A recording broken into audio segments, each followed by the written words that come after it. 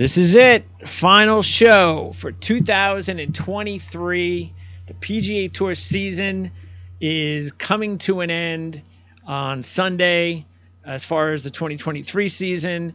And then the 2024 season will pick things up in about, I believe, a month or so. The Fortinet, I think that's what picked things up, if I'm not mistaken. Right, Jan? Is that like in Yep. mid-September, I That's the think? first one, yeah.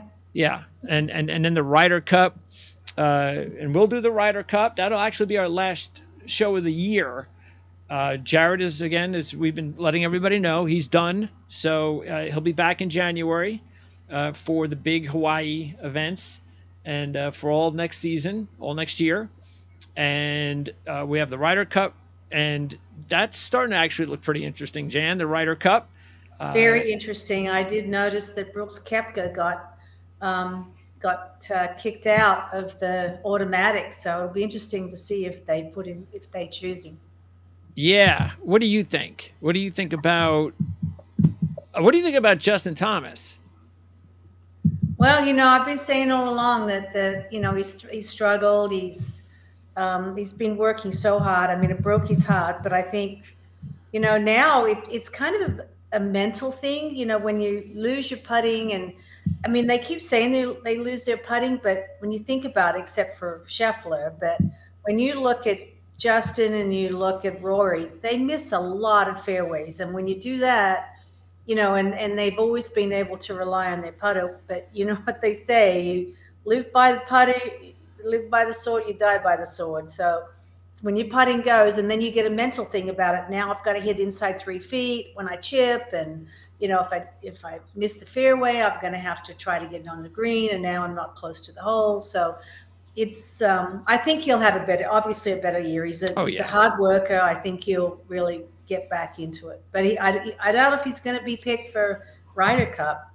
Yeah, as you can see on the screen, I've got the rankings up. So we've got Scheffler, Clark, Harman, Cantlay, Homa, and Schauffele.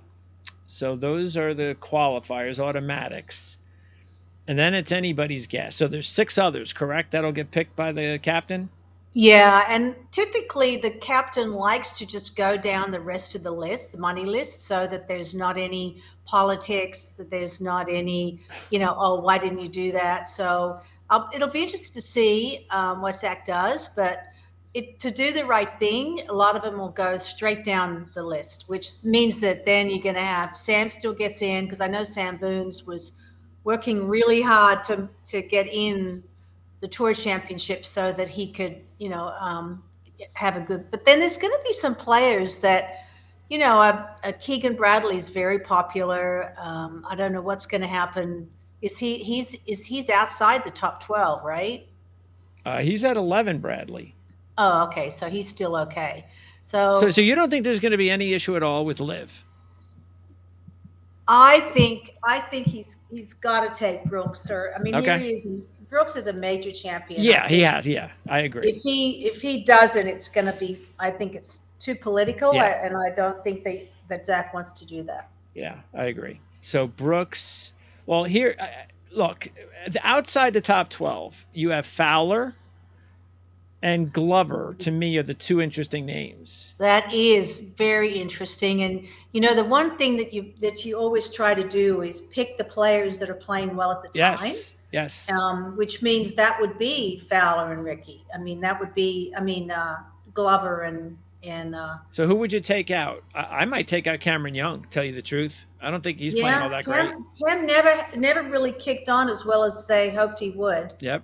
They were raving about it because he was a long hitter, and he started putting well towards the end, but he was all over the place, and so.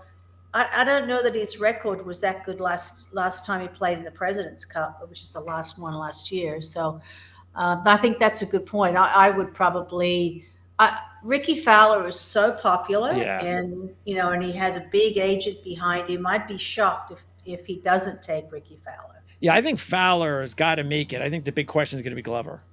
That's what I think the big one's going to be, because he's 16th, and he'd be jumping over Thomas, and it would have to be on form, and he has one more event to prove himself. Yeah, I think the next event will be a way to see what happens Yeah. because that's a big event for everybody. Yep. They're all playing except Yeah. Cam Young. And yeah, Cam Young's not playing, right? Oh, He's not playing I this did. week. Cam Young didn't make it. I don't know. I didn't see. Did I I, miss his odds? Let me see. Did I Cam thought Young he make did. it? Thought I because I thought he had made it. I don't know why if I missed his odds or not, but maybe he didn't. Yeah, I don't see his odds in here. Guess did he not make it? Wow. Maybe he didn't. Oh, here it is. This is how we'd find out. We'll go to the leaderboard. So let's see. Is he in here? Nope. Oh wait, still got more to go. Nope, he didn't make it.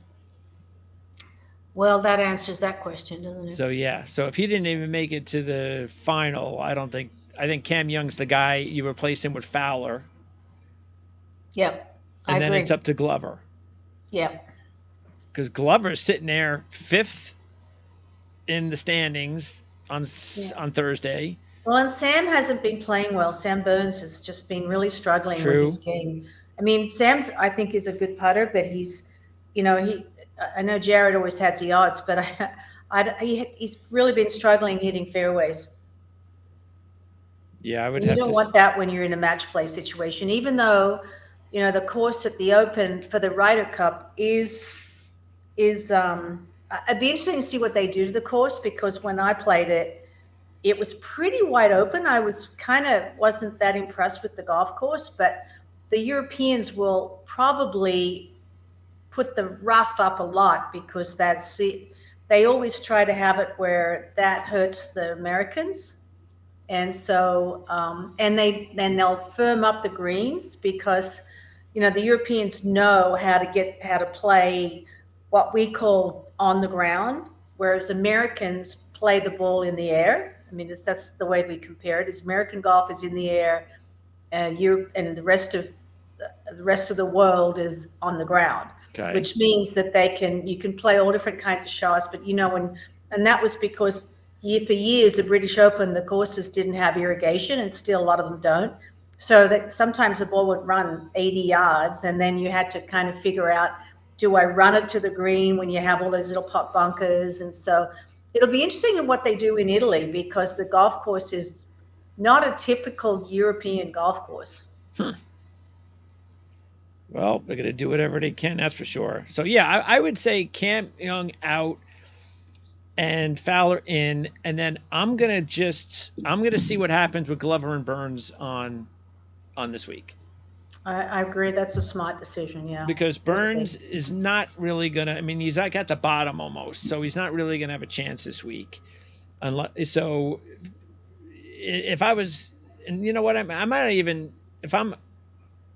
I don't know how they do things. You would know, but would it be strange if you're the captain to put I don't know if you're seriously thinking about two or three guys to put them sit them all in a room or something, or to talk to them individually and say, look, you have to. I want to see how you play this week. This week's important to me. No, I think what he would do though is go. I think before he makes that decision, he'll go to the players that are in for sure, Okay. talk to them. I mean, obviously Jordan's going to push for Justin Thomas, and Yeah. you're going to have there'll be players that they like to play with or they've played in team events with, and True. they'll Yes. just and because when it is a team, you all want to get on and you all want to like each other. And my concern with Lucas is that he's older than the other players, so he may not fit in. Now they wear the hoodies and and stuff like that, and Lucas is a typical conservative pro, but he's in his 40s, and so these guys are all late 20s or barely early 30s, and so there's a pretty good generation gap. And then the other thing is, maybe Zach puts Lucas as a vice captain. It might give him that kind of bone. So it'll be interesting to see what he does. Yeah. That is that favoritism, that buddy buddy. That's yeah. I understand. It goes a long way. So we'll see how it goes. But I think. Because you spend a lot of time with each other. You eat every meal together. Yep. Breakfast, lunch, and dinner. You're at meetings all the time, and rah rah, and and it's definitely a little group. It's like when we used to go overseas, and so you want everybody to get on. Doesn't Lucas have a also a little bit of a peculiar kind of relationship with his wife? Well, yeah, there's been some struggles. But yeah, there's been some issues for Yeah, sure. and that could come into play, couldn't it? Like Well, maybe yeah, we don't she's want not that. some. That's a good point. I mean, she's. I know that his parents were taking care of the kids there for a while, and they're pretty young. And he says he blames himself because he's been on the road a lot and not been, a attentive father. So it's. I don't want to say too much, but Sure. I don't know that she hangs out much with the other wives, and Yeah. all the other wives are again pretty young. Yeah. So that could definitely come into play. All right. So we'll see what happens. And we'll obviously get into this week. Before we do, a huge, huge Sunday for Victor Hovland. And it was the best day for me as a handicapper all year, even for Brian Harmon winning the Open Championship, because I made the most money yesterday that I made all season because I had Wow. Hovland as my top pick, so I put some good money on him. Didn't really expect that he was, when you look into those final rounds and you say, all right, well, you know what a certain player has to do. And I figured, all right, if Hovland's gonna be in contention, he's gonna have to shoot a 63 or something like that. And we had Homa too, Jared and I. And Homa was leading Hovland. Uh, What were but you bet? Which one were you betting on? DraftKings? well, we were using their odds, but I use Bovada, my sports book. I don't know who Jared uses. So the odds were, I think they were pretty good. I think they were, I don't know if I recall, what were they? Maybe 20 to 1 ish in that range. I forget what they were, but they were Oh pretty good wow, odds for Hovland. that's pretty high for Hovland. Yeah. Yeah, if I recall what they were, but yeah, they were pretty good. And so yeah, but it never happens. Those things just don't happen, especially the 61 and how great he played. It was the perfect back nine that you could ever play in a I spot like mean, that. I agree. I mean, he only had 1 4, and then till well, yeah, 1 4 on par five, and then what's amazing is that I mean, to shoot 28 on that nine, and it's a tough golf course.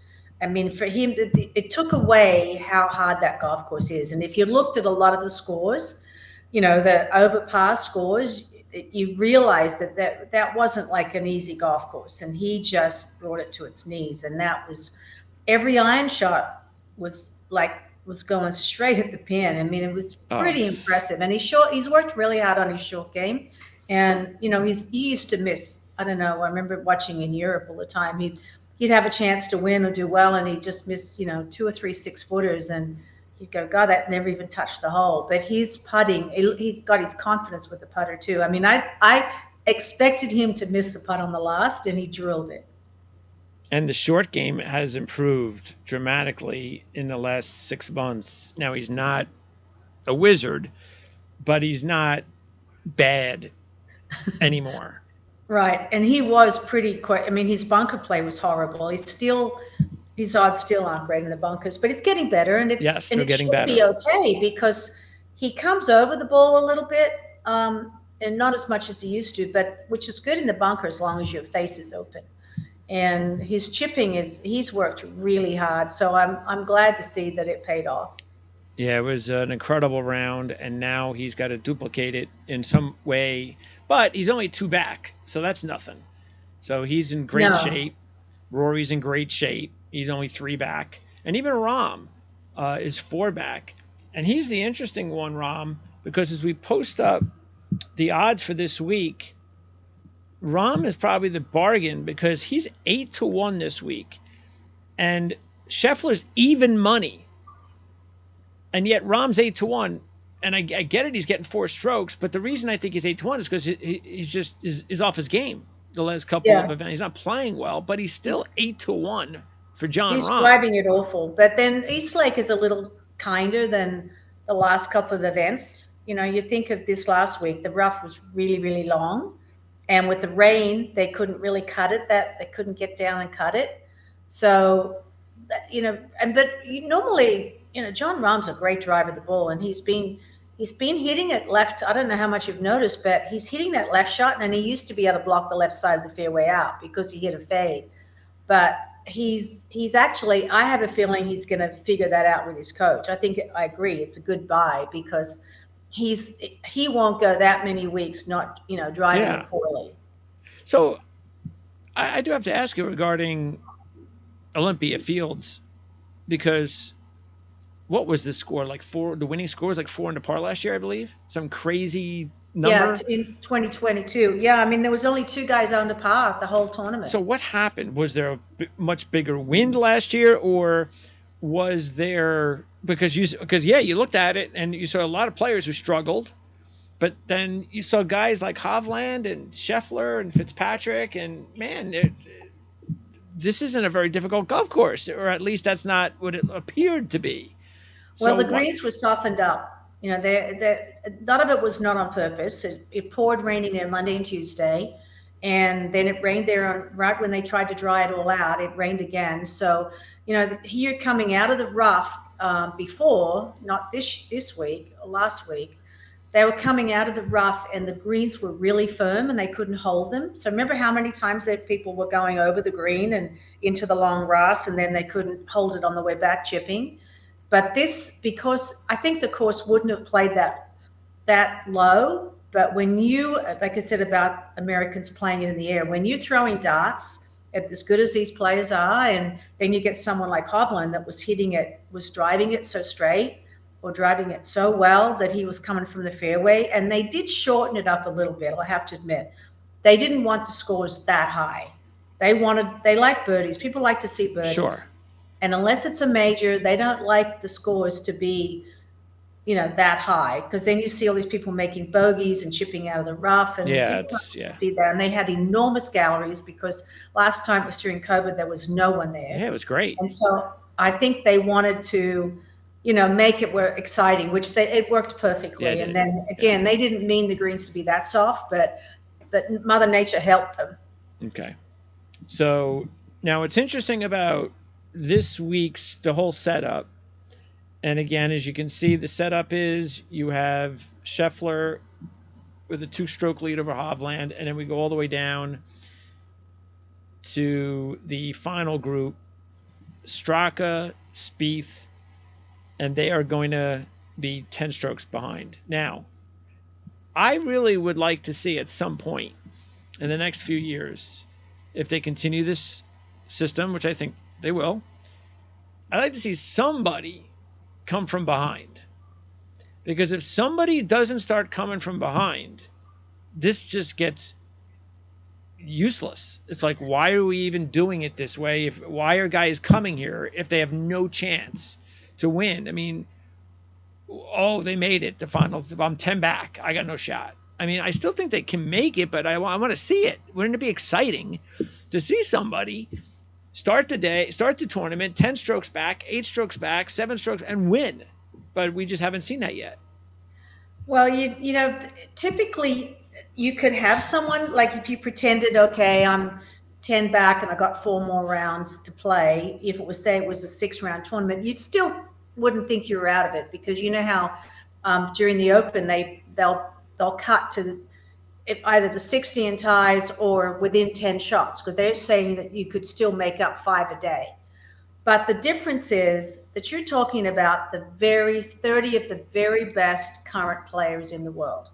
Yes. So Yes. to give up that much start to a Scotty Scheffler or Rory Hovland, or McIlroy, and Rahm. Hovland, Yes. that is a tall order. Yeah. Now I don't think they'll continue. There's a lot of the players that are bitching about it. They do. Okay, good. I like that. Okay. Yes, there's players that are saying, we understand, they've tried different formats over the years. The thing you have to remember is the reason they want top 30, not only does it help them in the point system they're getting, and a lot of it goes to their retirement. If they're in the top 30, they get 30th, they get extra retirement money from the PGA. There's a whole bunch of little kind of things you get Yep. with it. And you're automatically, well, I guess the top 50 are automatically in Hawaii now. It's not just a tournament of champions, it's the top 50. So they are really they try to get it where the specialty tournaments, if you played them, you're pretty much guaranteed. And to them, the top 30, Eastlake is in spectacular condition, like unbelievable. And it is the ultimate to make it to Eastlake. Yes. And you got to remember, last place is a ridiculous amount of money, 30th. Yeah, so it is. It's just when you get there, it's like automatic bonus anyway, right? That's why, I don't know if you noticed how many were devastated, like Sepp Straka and Jordan, when they thought they missed, and Sam when they bogeyed the last hole. Yeah. I mean, they were almost in tears. I mean, Thigala was in tears, and he did miss it. Yeah, he missed. Yeah. So it's a big deal to be the top 30 in the world. So, and it pays that way. I mean, you automatically now walk away with a ridiculous amount of money if you finish 30th. Yeah, it's more than it means more than to Spieth and those guys than this event.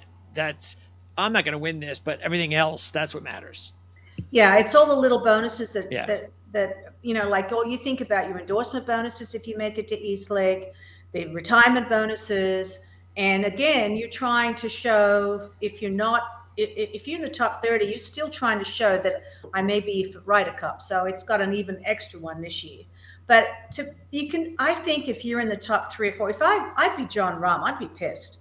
I've worked my ass off all year, and now I've gone all the way down to 3rd or 4th. Yeah. And when I've played in tournaments I didn't want to play, right after the Open after the Masters he played, because he was trying to get number 1 for FedEx to get to Eastlake. And so when it doubled the points last week, wow, there were a lot of players not liking it. So what have you found out what they prefer on average?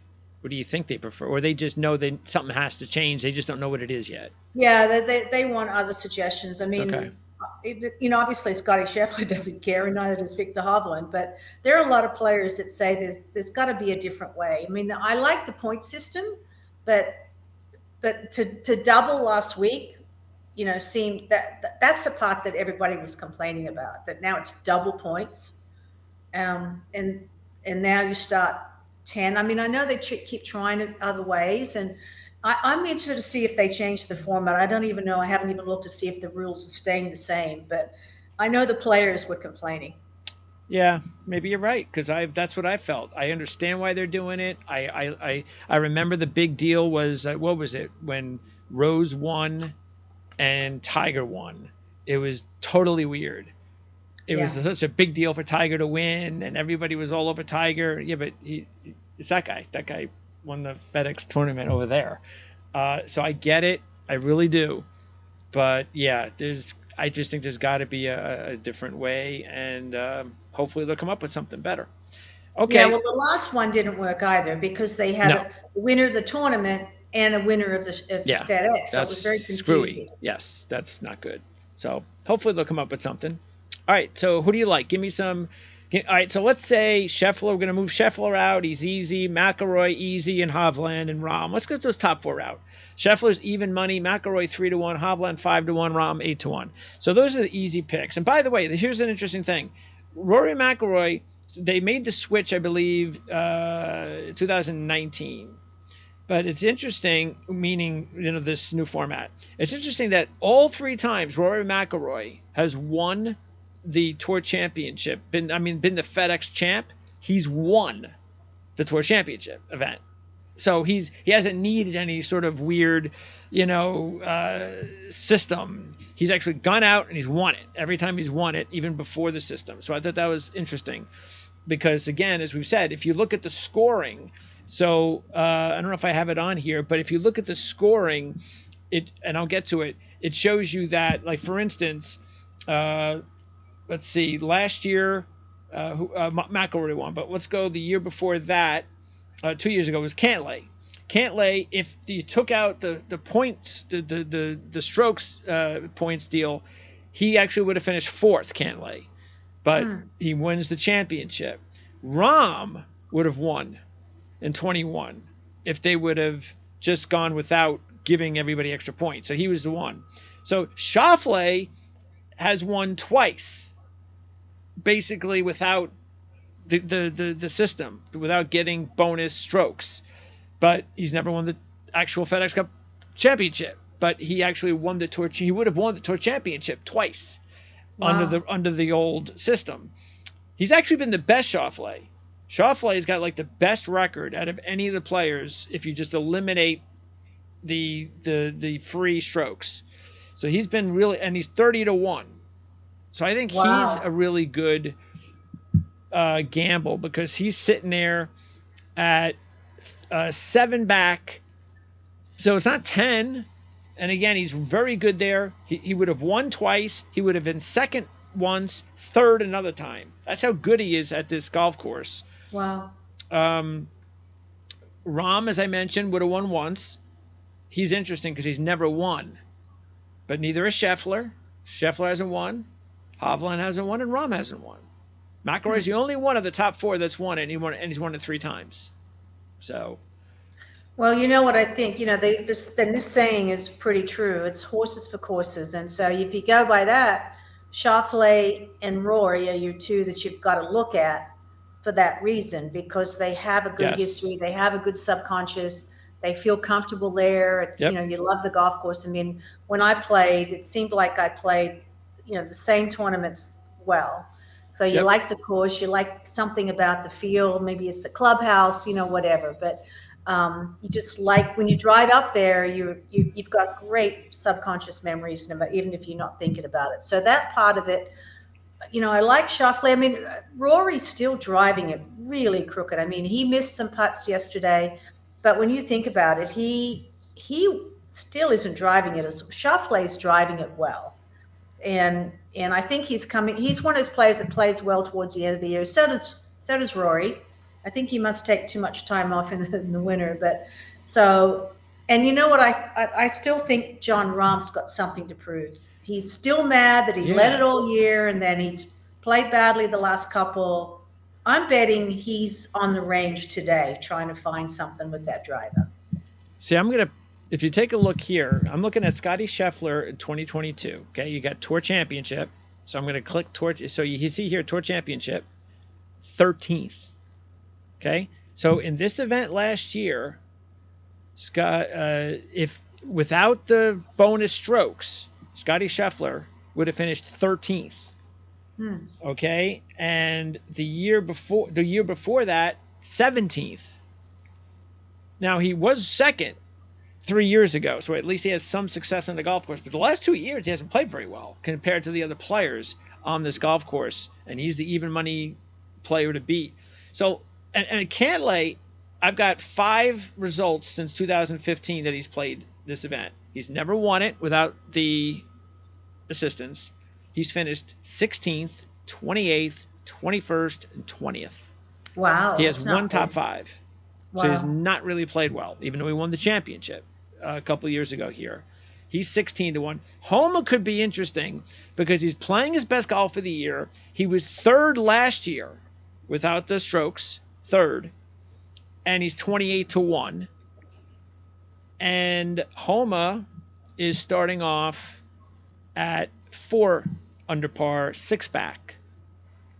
So that's not bad either. I think Homa at 28-1, Schauffele at 30-1. I think those are some pretty good long shots right I there. agree with that. And I actually had Max for my one and done. I didn't realize they didn't count this week. So Yeah. I've been saving him for the last month, See? watching him get better and better. There you go. So I better have to have a bet on him because because I really Might think, as well, right? yeah, Because if I he mean, he wins, had then you'll that, really be upset. I would. He had a triple on Saturday that just killed his momentum. Oh, I couldn't believe that. He's And up so 3 other than strokes. that, because I was thinking I still had this week to have him. So I'm like, oh, he'll start at 10 under because if he'd have won it, he would have started in the lead position. So I was like really upset when he tripled. And that took a while to get over. I mean, you think about it, he still finished top 10. Yeah. Oh, he And still so played if you well. take Yeah. away that triple, and Yep. it one, a couple of the shots were stupid, Yeah. and His then putting wasn't on, but then again, nobody's putting was on like Victor Hovland's. So, no. But you know, Victor gave himself a lot of chances. I'm still questioning. Scotty is putting got a little better, but he still misses putts. I yep. mean, He missed too many easy technically, ones yesterday. they keep saying on TV, they even see it now on TV, and he won't admit it. I mean, he needs some. I know what he needs on his putting. What's that? Well, he takes it back and he takes it one frame over the top, and then he cuts across it and hits it in the heel. He goes, and it's one. It's probably only 1 degree, but it's 1 degree shot. So at impact, he's that little bit shot. So when he gets a right to left putt, it goes left. And then they keep saying, oh, he's just kind of like Rory. Oh, he's under reading it. No, he's starting left to where he's aimed. He needs to have more rotation and open the blade a little bit and keep it more of an arc rather than trying to be like your putt. His putting stroke is more like his golf swing. It goes back, goes up one frame, over the top one frame, and then he cuts across it. But if he's going to do that, he needs to keep the blade more square because the blade is a little bit shot at impact. And it's not every time. But if I were him, I would have a little bit more of an arc to it, like a semicircle, and then that would eliminate that problem. All right. Well, give me your pick. Who do you think is going to win without the odds? Just if you had to pick who you think based on the additional strokes, who do you think would win? Max Homa. No matter what, it's Max Homa. Okay, great. Even though he's 6 back, you're going with Max Homa. He's your man. Yep. I like it. I'm going with him. All right. When you think about it, it's only one and a quarter shots a day. That's it. Especially if you get off to a good start.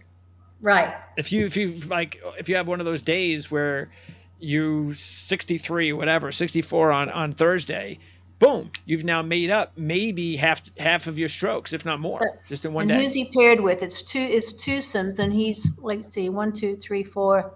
He is with Glover. Lucas Glover. Yes, Lucas Glover. Well, that's a nice easy pairing. Yeah, that'll keep him out of the spotlight. The only thing is they're both a little bit slow. Didn't they get paired together? Oh, really? Yeah, Glover's slow. I know that. Yeah. And they were on the clock because I know. Max really? Okay. Yeah, and they don't like to be on the clock. No. Because just the one time when you need to look at a pad or something's wrong and you can't, because if you do, you get a 2-shot penalty. So that's the only. But then with twosomes, and it's only 30 players, they probably won't be too upset about it, worried about it. Yeah, I'll probably also throw a couple of bucks on Fitzpatrick and Harman at 40-1 and 45-1 because maybe Fitzpatrick has found something, and if he has, watch out. And also Harman is just dialed in now, confidence-wise, that he could be dangerous too. So and the odds are pretty big. So I'll probably throw a couple of bucks on those guys.